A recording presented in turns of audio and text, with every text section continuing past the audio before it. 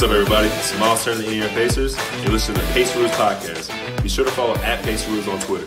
Hello again, everyone, and welcome to the Paceroos Podcast, the only Australian NBA podcast with a bias towards the Indiana Pacers. And this week, this month, this year, we're the Paceroos right now. It's a weird time to be an NBA fan. It's a weird time to be a human being in 2020, and a lot has changed since our last episode. Off the top, want to wish a very happy birthday to the man you just heard, Miles Turner.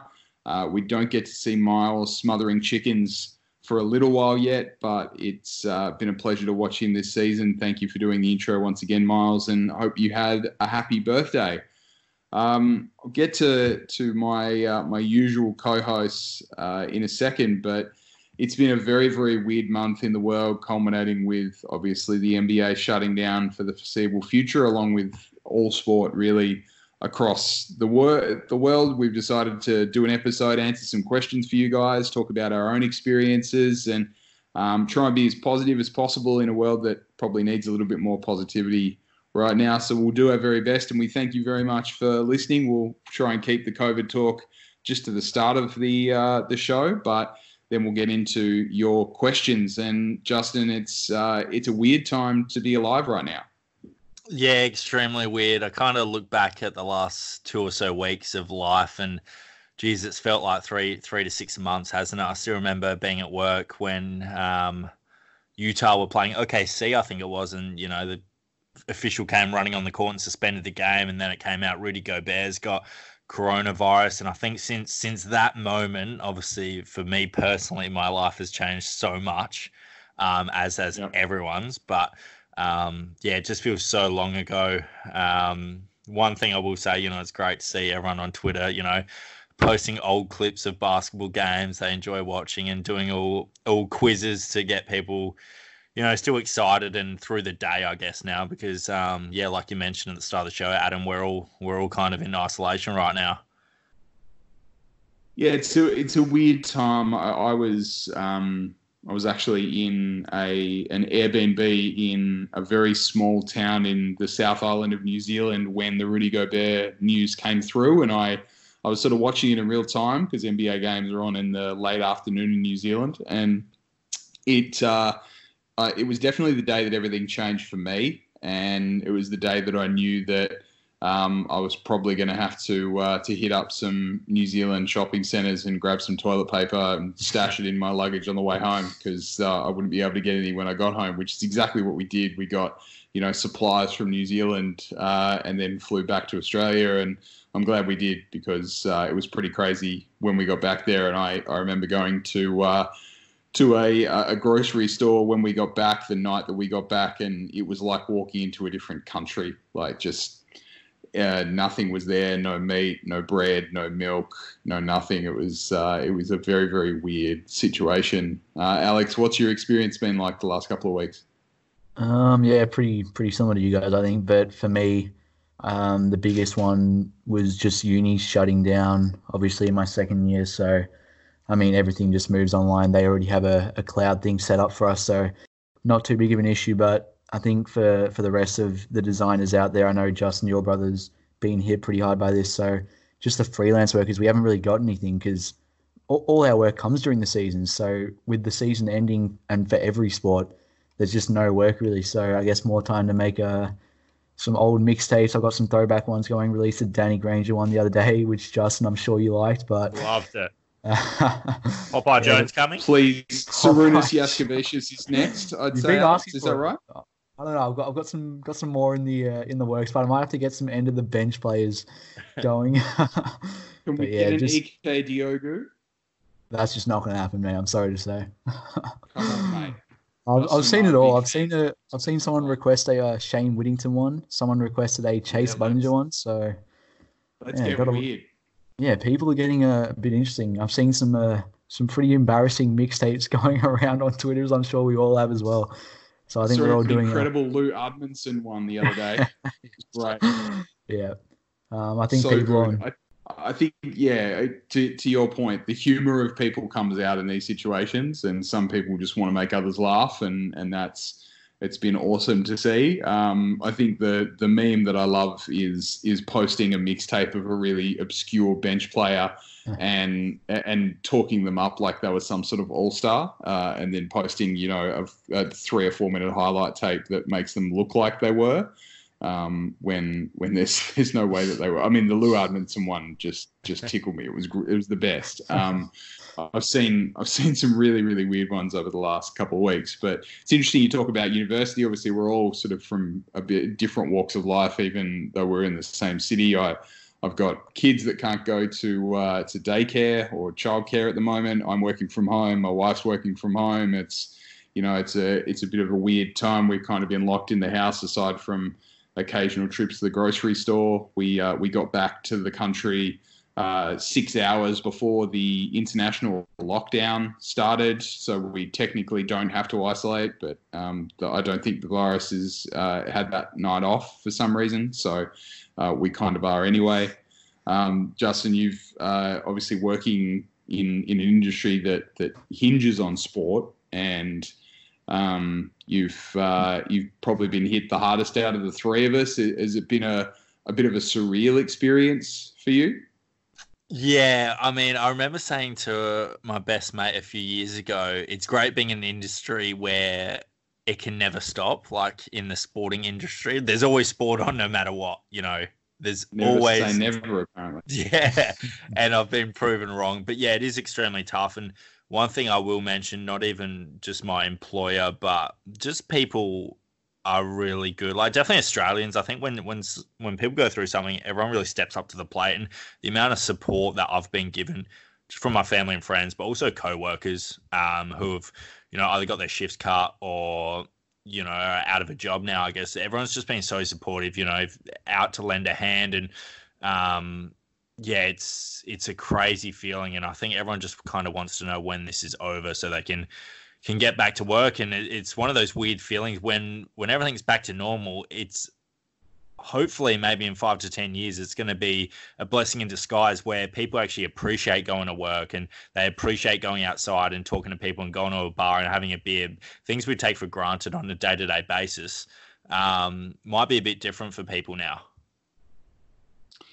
It's a really interesting point, not one I've heard made before. I mean, it is definitely a cultural thing these days with social media that people tend to take things for granted and to be a little bit more unhappy with what they have. And this sort of thing happening allows you to take stock and understand how lucky you are. And, you know, I'm lucky to still have a job at this stage, touch wood, knock on wood, however you like to touch wood across the world.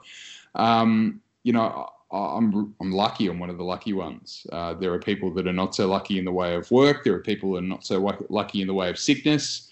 And unfortunately, that number will grow. But all we can really do right now is remember what we enjoyed. You know, I love hearing about old games. I've been catching up on the Book of Basketball podcast and listening to walkthroughs of old games, old playoff games, and, you know, discussions on Dwight and Reggie and those guys. And it's a time to remember what we enjoyed so much about sport and what we enjoyed so much about entertainment, because there's certainly not a lot of it right now.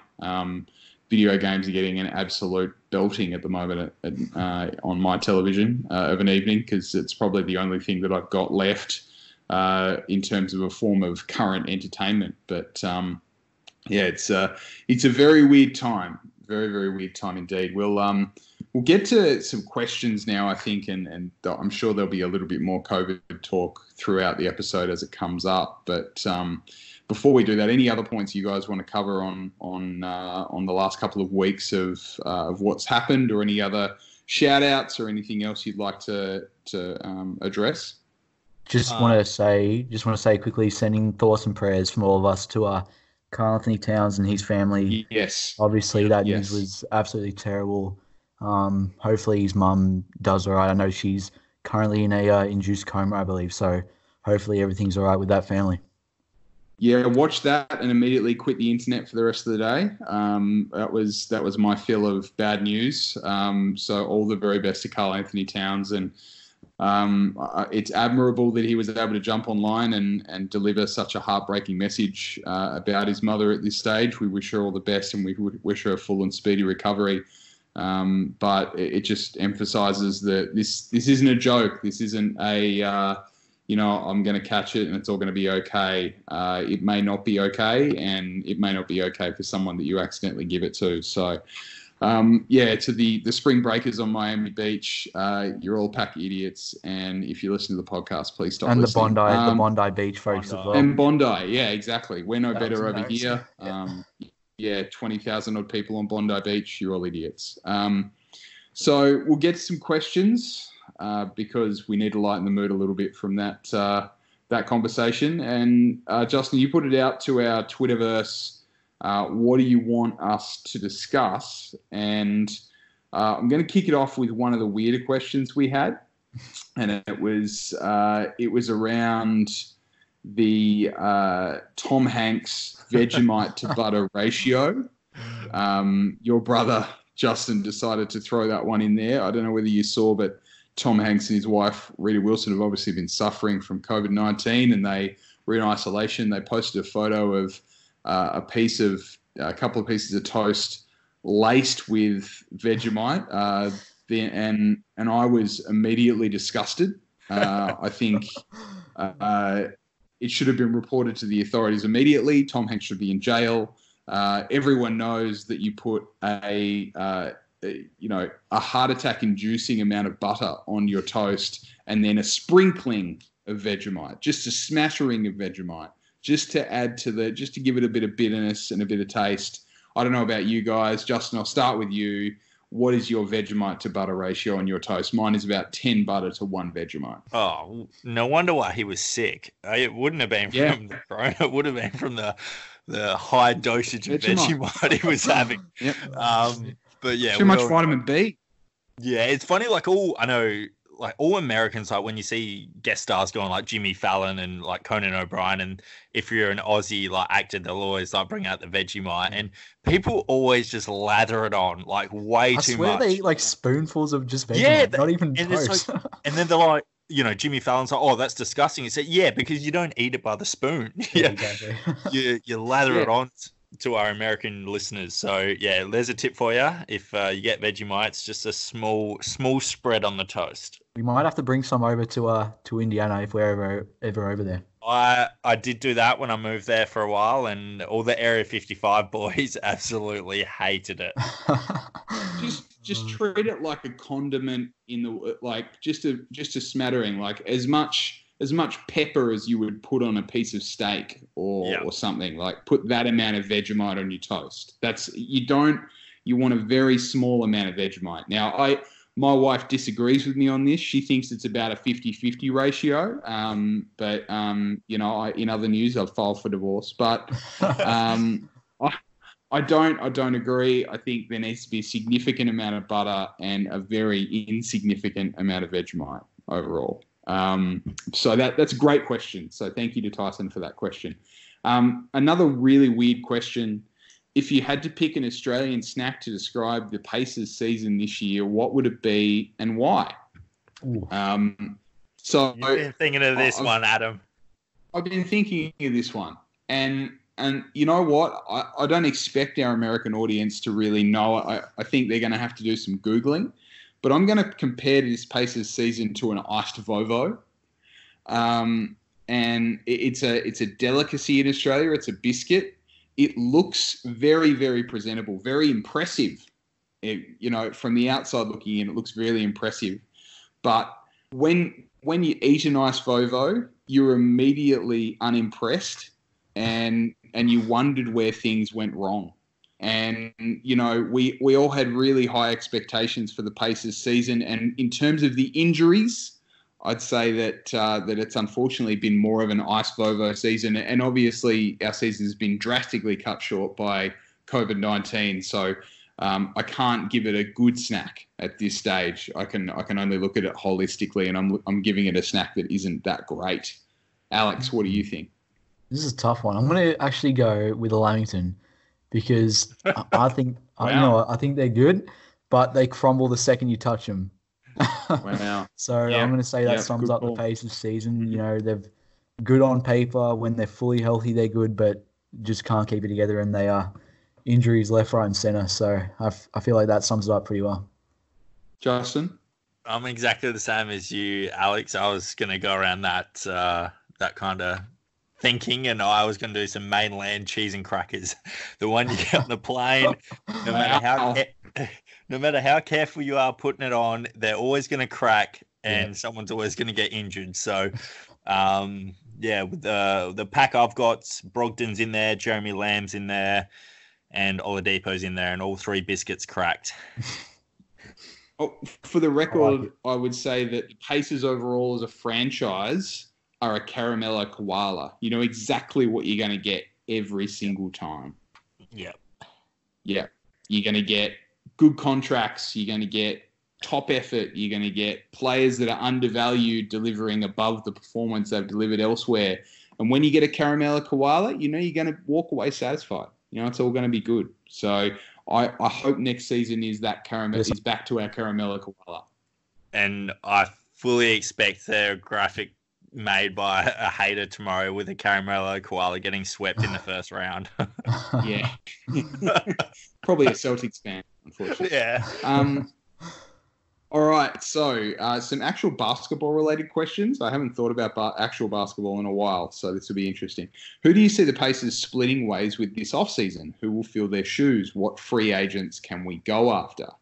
So this is a pretty in-depth question. There's 3 parts there. So I'll tackle the first one first. And Justin, I think I know what you're going to say. Who do you see the Pacers splitting ways with this offseason? What player on the roster is most likely to leave the franchise?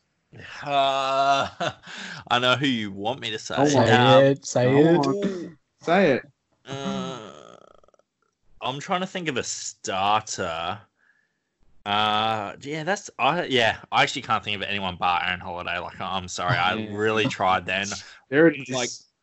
There it is. But you just go through the starting lineup. They're not going to give up Brogdon. They're not going to give up Sabonis. They're not going to give up Oladipo. Those 3 are our big 3 in a sense. They're all got potential all-star for this team. TJ Warren's been magnificent on his low-value deal. And, I mean, maybe one of you two might say Miles Turner, but I'll just say Aaron Holiday. And that's, like I've mentioned all year long, that's also from the Pacers' point of view and his point of view. I think it's just a relationship that may come to an end.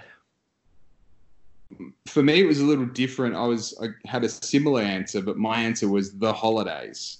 I think, unfortunately for you, Alex, Justin's going to get a big money offer somewhere else. The Pacers won't be able to afford what it will cost to pay him, and unfortunately, he will end up leaving. He's played brilliant basketball. There's quite a few teams with enough cap space to offer him around that $10 million a year, which is, I think, probably what he's played himself into, and probably not what the Pacers are prepared to pay him, given that Domas's contract would be going up by about 15 or 16 million next season. So I think the $6 million that he's making this year, being Justin Holiday, that will not be something that we can replicate. And alongside that, I think Aaron will finally part ways with the franchise, potentially for a role with another team that gives him the ability to be able to do what he wants to do and be more of a feature guard with that team. So now that I've broken your heart, Alex, I'll give it over to you. I just want to put it out there. I will sell both my kidneys to keep Justin Holiday in Indiana, but I don't know. Yeah, I think it's hard to say, but it's going to be, for me, I think it's going to be very similar to 2 off seasons ago when all we did was essentially sign Reek and Doug. I think it will be just 2 low-key bench player signings. Hopefully Lance, maybe. And I'm actually going to throw a name out there, Mo Harkless. He's got 1 year. I thought the Knicks were going to buy him out. They ended up not doing that. So he's going to be an unrestricted free agent. The Pacers could use a backup stretch big. So I'd love to have him on the team. He's a great defender as well.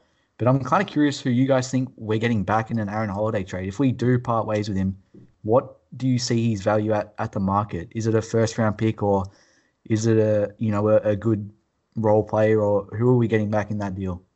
For me, it's a mid to late first-round pick, I think, is probably all you can hope for at this stage. You get a team who doesn't get to draft who they wanted to draft because they're off the board. You capitalize on it, get maybe the 16th, 17th pick around that sort of area, and you send him to a team that potentially needs that scoring guard. I don't necessarily see there being more than that. We obviously don't own a first-round pick in this draft, so with the big men on big-time contract extensions, with Victor Oladipo heading into free agency after next season and potentially getting a pay rise that could be quite significant if he can get back to his best. I think the front office will be keen to get another player in who they can guarantee for 4 years at a low number, and potentially score themselves a rotation player that can lower the overall salary of the team. Justin, interested in your thoughts? Yeah, I completely agree. Basically, everything you mentioned, I was going to mention about Pacers not holding a first-round pick. So I think Pritchard may want to dabble with getting a first-round pick. I mean, obviously, it's so difficult. Like, the questions around the NBA are so hard to answer now. Obviously, we don't know if there's going to be a season anymore, when the draft's held. Obviously the March Madness isn't happening, so scouting is going to be different, information on players. So it's really just thrown the whole sporting world into kind of the unknown. So trying to answer these questions as best as possible, but it is hard. But yeah, I do think Pritchard will want to get a draft pick. Just to go along with that first question though as well, Adam, and that's, who is more likely to go. I think the starting lineup's nearly set. Yeah. We're all really going to get to the point where we've nearly confirmed there's going to be a shorter season, if any. Now, we didn't even get a look at this Pacers team. If that's it of the season, if we don't get another game, we don't know any more than we usually would have at the start of the season how this Pacer team will go. Like, we honestly don't. We got a few games. Played about 3 games fully healthy out of about the 60-odd. Yeah, so we got no idea. And I really hope fans don't go hard on Pritchard if he doesn't make any moves in the off-season, because We've preached patience on this show nonstop, but we have no idea how good or bad this Pacers team can be with this season we've currently had. There's just been nonstop, just this season's just been a mess. And even if we get, the 12 games back and play the playoffs, and let's just say, for instance, the Pacers lose in the first round, the season's always going to have an asterisk next to it now. So yeah, I just hope fans do have some patience with Pritchard. People got to realize as well that no one in the starting lineup is older than 27 years old.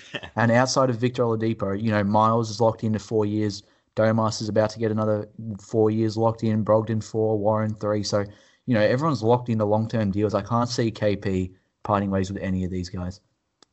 Agree. I think it's pretty set. I also don't think that any of the salaries in the starting lineup are able to be moved for upgrades. And we know that KP isn't going to trade one of his starters unless it's an upgrade. I don't think he's the type of general manager to trade a guy away because it's a bad fit, i.e., everyone calling for Miles Turner to be traded, unless he sees it as advancing the cause to go deeper in the playoffs. And I just don't think that trade partner is out there right now for any of the starting lineup at all. So I think at the moment the starting lineup is set. Our 6-man's not going to be potentially playing until February or March of next season. But with the season, with everything going the way that it's going, and with the NBA intent on finishing this season and before starting the following season,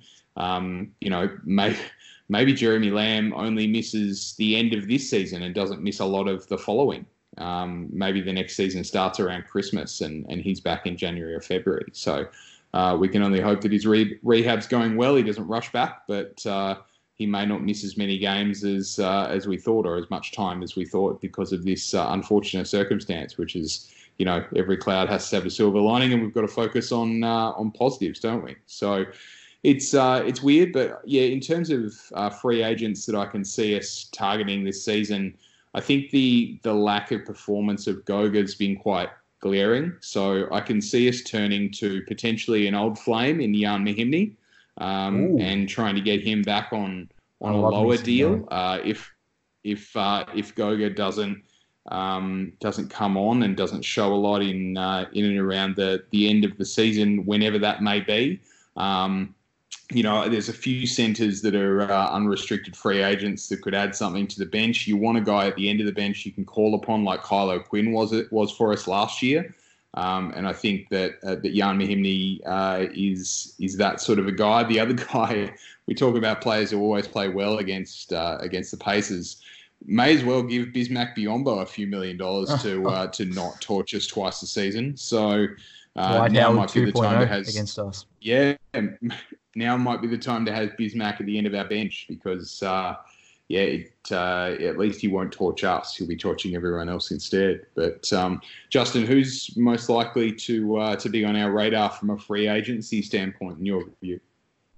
Oh yeah, it's a tough one. I'd actually love to personally know who Pritchard and the scouts are actually viewing this season, because they've always got a list of players they're obviously honing in on who think they're a good fit for the Pacers.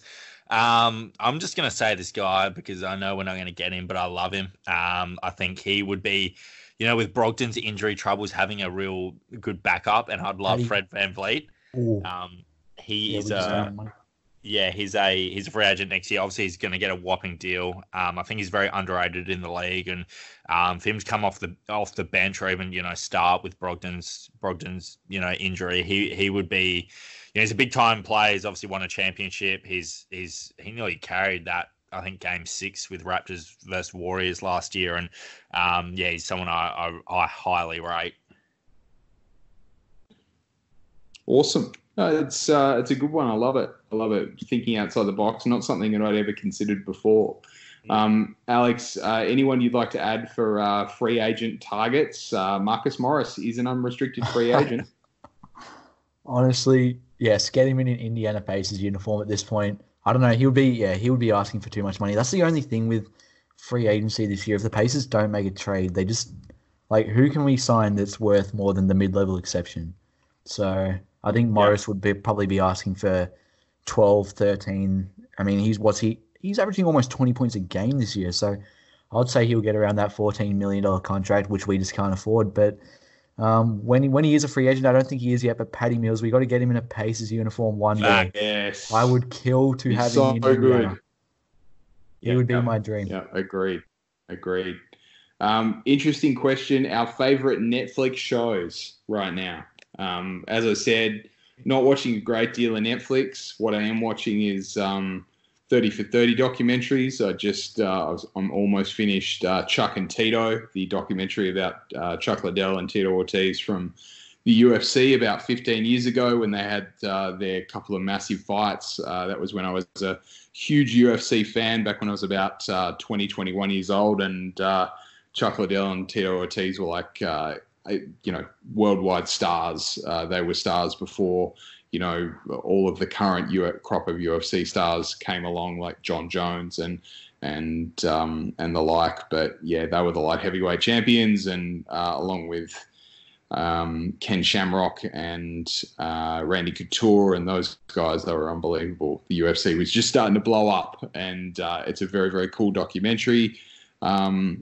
I've been playing a lot of PlayStation. I'm no good at 2K. I only play against the computer because I don't want any other human being to embarrass me. But just been collecting just been honing my team right now, buying some packs because I've got a little bit more income by not spending any money on petrol and stuff. So trying to get some Galaxy Opals and some pink diamonds. But yeah, that's all I've been doing. That's where I've been focusing my time. Alex, what about you? I'm about as basic as they get, me. I think it's just sitcoms for me or comedies. Obviously, like Office, think I've seen every episode like 3 times. Seinfeld. I'm a big Brooklyn Nine-Nine man as well, so any sitcom you can get me on, I'll probably binge it straight away. And yeah, same as you, I've been grinding out my team. I've got the all-time Pacers roster.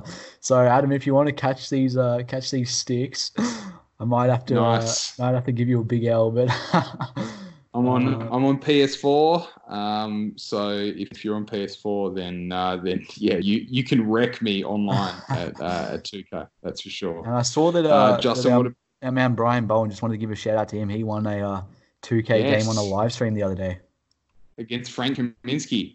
Yep. Yeah, good victory. I love it. Apparently, Malcolm Brogdon went off, and that's about as exciting as basketball gets right now. Justin, what about you?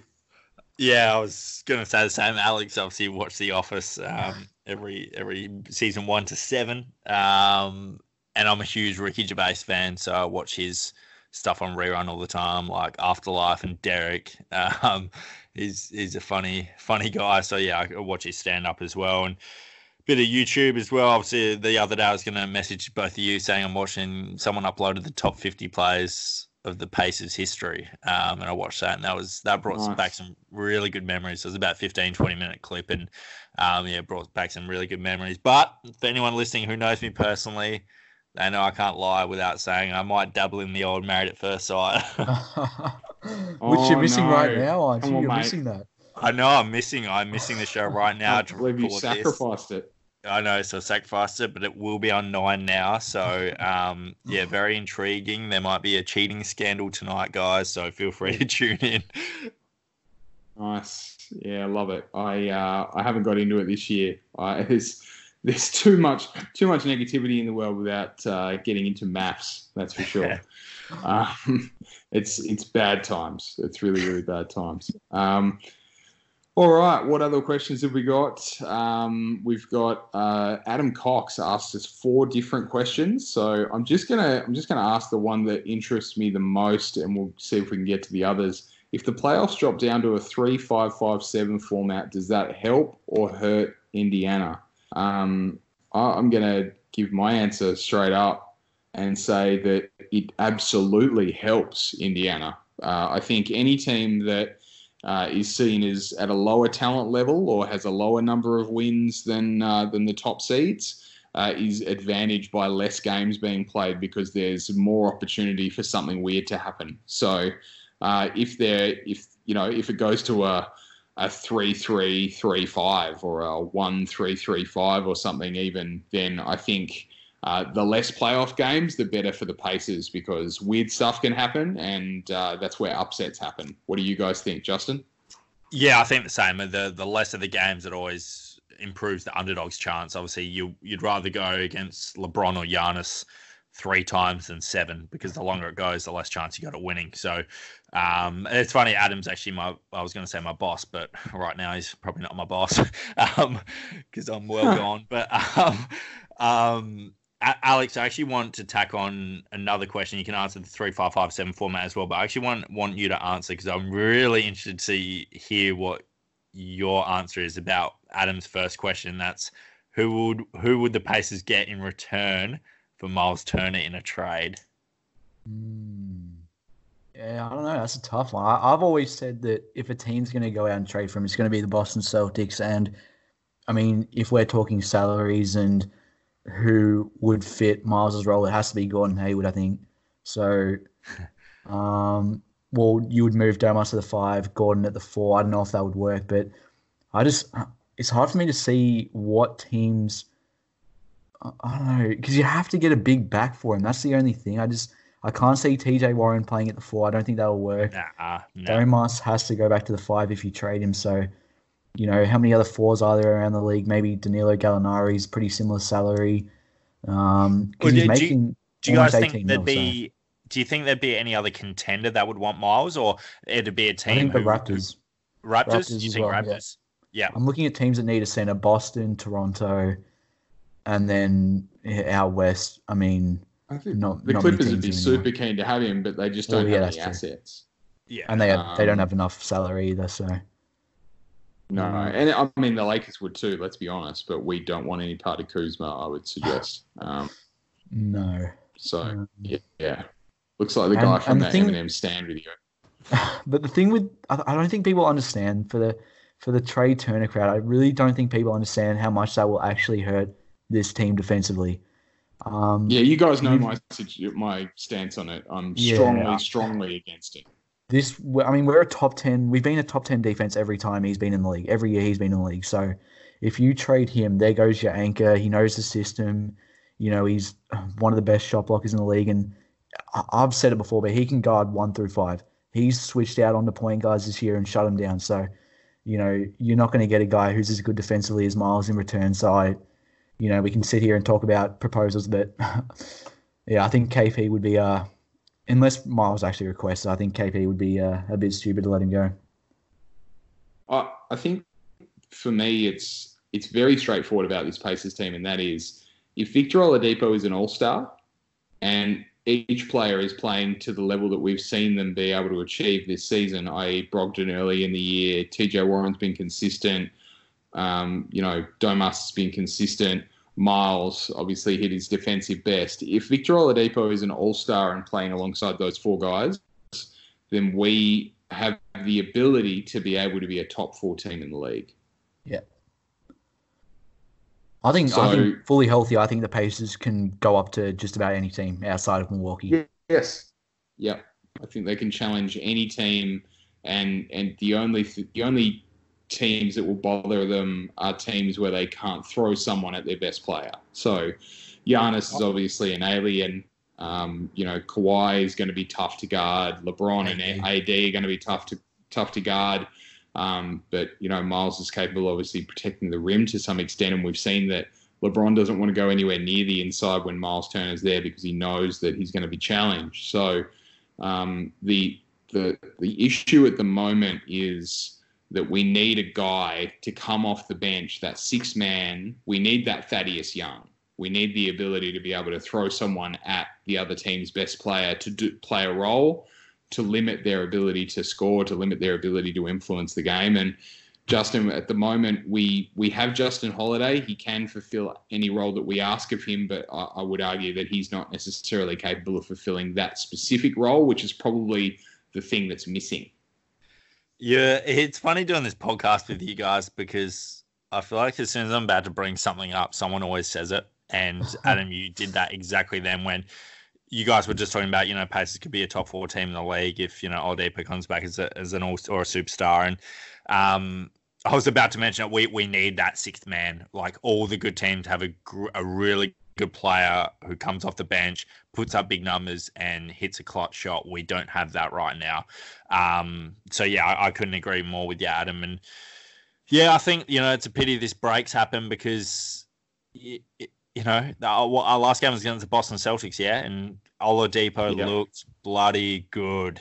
He, he scored 27 or something points. He was hitting clutch shots. And after the loss, it was like the happiest I've ever been after a loss, although it was disappointing how it ended. But it was like, oh my God, Vic is back. Like this could be good going into the playoffs. Yeah, like that was him. That was his old self that we're used to. And it was his first real game that probably Pacer fans were like, okay, like, he's just tasted it and he's going to want more. So, yeah, it's a pity that has happened at that time. But, I suppose he can get some extra rehab in. Yeah, obviously the players are probably quite limited in what they can do and how they can work out, and who knows what sort of condition they're in or how they're feeling mentally, because I know that it's been pretty mentally tough on everyone. But hopefully they're able to maintain a high level of fitness. Hopefully they're able to sort of stay ready, which, to be honest, if a player came back from a break not in great shape, I kind of can't blame them for that, because there'll be a lot of people in their position across the world. If Jokic wants to eat a couple of pizzas a day, I can't really blame him for that. I've been there.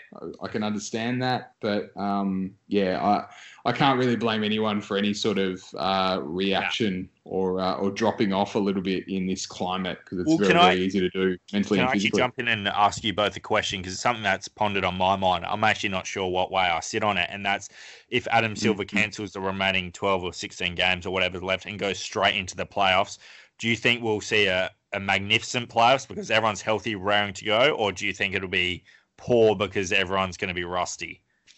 It'd be terrible. It'd be like preseason. Yeah. I think it will be for the first round, though. I mean, you're talking about guys like KD potentially coming back. He hasn't played basketball in, 12 months? So it would be exciting to see everyone healthy. But, yeah, I'm with Adam. I think especially the first round would be rough to watch, man. Especially the first, 2 or 3 games. People would be airballing shots, bricking them off the side of the backboard. But I think, honestly, second round conference final, I think that would be just fine. These guys have gyms in their backyard, and and all that. So, would anyone really care if they'd been starved of basketball for 4 months? If it sucked for the first week, like Absolutely we'd just be not. happy to have basketball. Really, exactly. like, Yeah. to be honest, I've heard the argument of you need to play like maybe you have 3 regular season games or something for each team over the course of a week just to warm everyone up or something of that extent. And I don't mind that idea, just to kind of like you just have every team play 3 times or something over the course of a week, which is difficult to do logistically, but potentially puts you in a better situation when it comes to the first, second, third rounds. But I don't think you're going to be able to get 4 rounds of 7 games though. I just don't know how you're going to achieve that. I mean, you're talking about playoffs that last for about 8 weeks.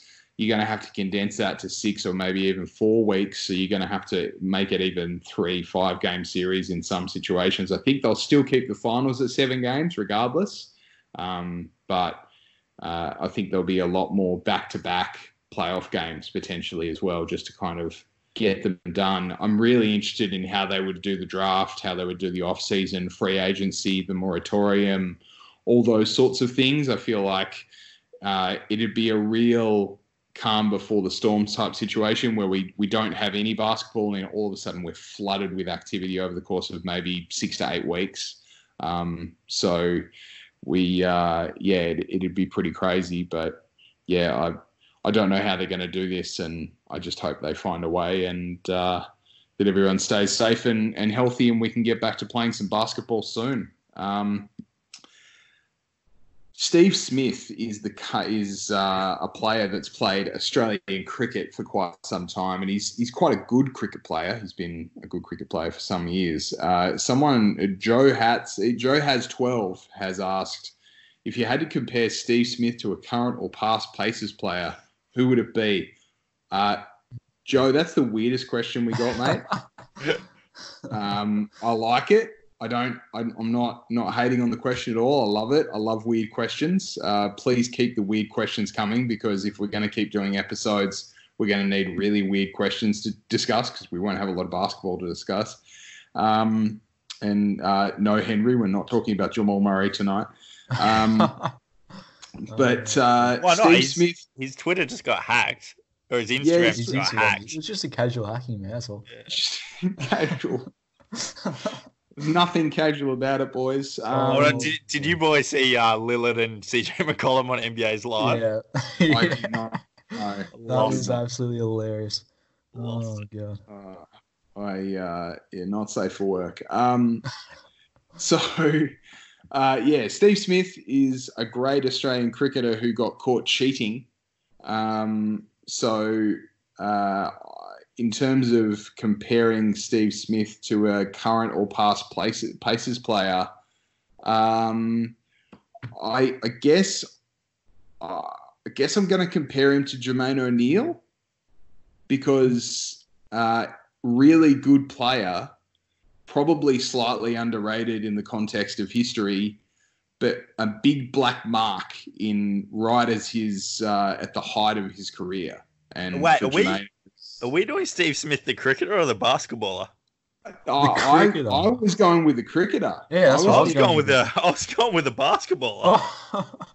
Yeah, I thought we were talking about the cricketer, I was going mate. way more obscure than the basketball. The basketball is far easier, although I can't really recall Steve Smith as a basketball player, but it would be a lot easier to compare stats and stuff. I'm going way left field, Steve Smith the cricketer, because that's what I think Joe meant. But Jermaine O'Neal is my comp.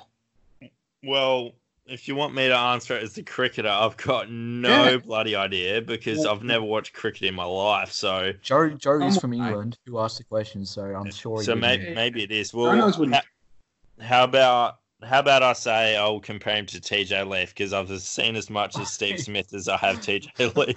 Wow, that is massive disrespect right there. I've never I'm telling you right now, disrespect. You just killed any Nation chance will love that.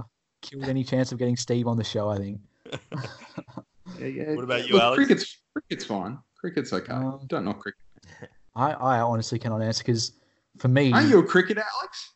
Yeah, but the thing is for me that Steve Smith could arguably, top top 4 or 5 batsmen in the history of Australian cricket, but the man just pulls things out of his ass all the time, doesn't he? He's one of the most unorthodox cricketers. Adam, I'm sure if you've watched him, you'll know, but he's one of the most weird cricketers of all time. He fidgets all the time. You know, he pushes his pads up every ball and just plays some of the weird shots or weirdest shots you'll ever see. So a bit like Rafa Nadal style. Yeah, if you guys can think of any unorthodox paces, then I'll just go with that. Lance. A better version of Lance, maybe. Arguably the most unorthodox player in the league, Lance Stevenson. That is true. But yeah, Joe. Version of Lance. There you go. Thank you for that question. That was the weirdest question I've ever seen. So please keep it coming, guys. We'll leave it there. Any final thoughts, Justin, on what's going on in the world right now, or basketball, or Pacers basketball? Anything you'd like to throw in? Just mainly everyone stay safe. Like, we've had great support over the Paceroos Twitter account. Everyone's, been on one side and keeping everyone positive. I think that's the main thing. Everyone's going through this together. There's no use, pulling everyone apart. Everyone personally and as a family and job, whether you've got a small business, a big business, like people are losing their homes. So there's only one way through this, and that's everyone's just stay together. So I've had terrific support from my family personally and, my company I work for. So, if anyone from Pacer Nation or anyone listening to this podcast, our DMs are always open. Honestly, we always try and get back to all of them.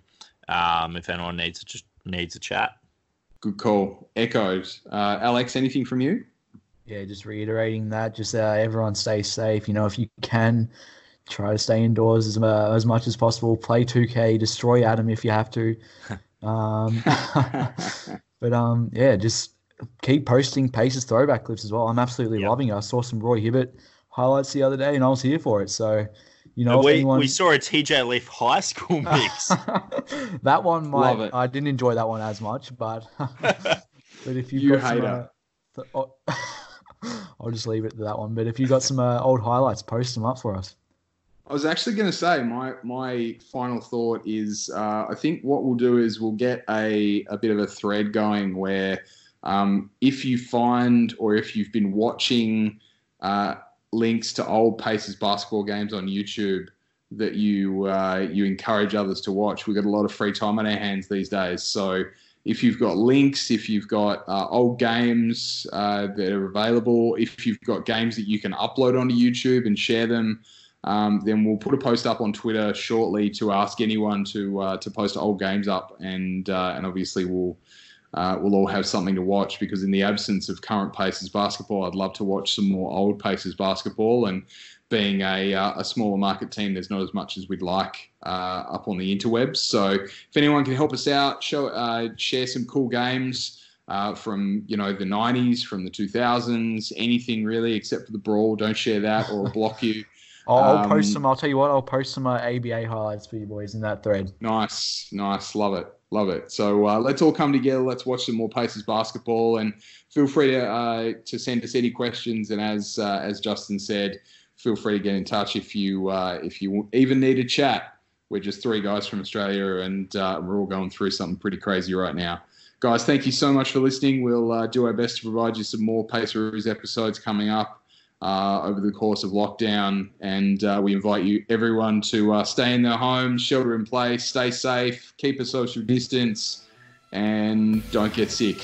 Everyone take care out there.